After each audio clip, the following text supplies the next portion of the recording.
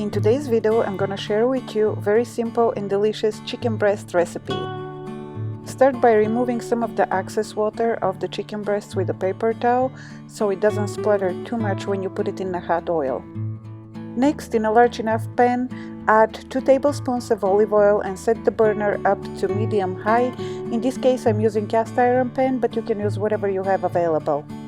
Once the oil is hot enough, place the chicken breasts in the pan with the top side down, setting them down away from you so you don't splatter hot oil all over yourself.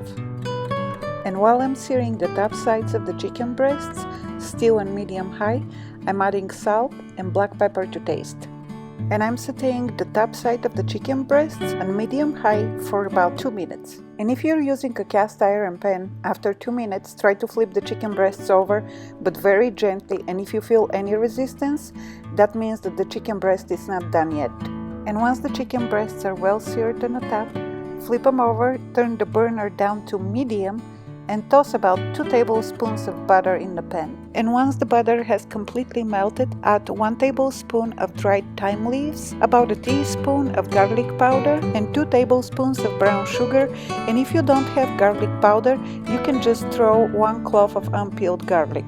And once you've added all the ingredients, start basting the chicken with the sauce or the glaze continuously for 8 minutes. And after 8 minutes, you are going to have super delicious chicken. I hope you tried this recipe, and if you enjoyed this video, please share, like and subscribe, and I will see you next time. Thank you so much for watching. Bye!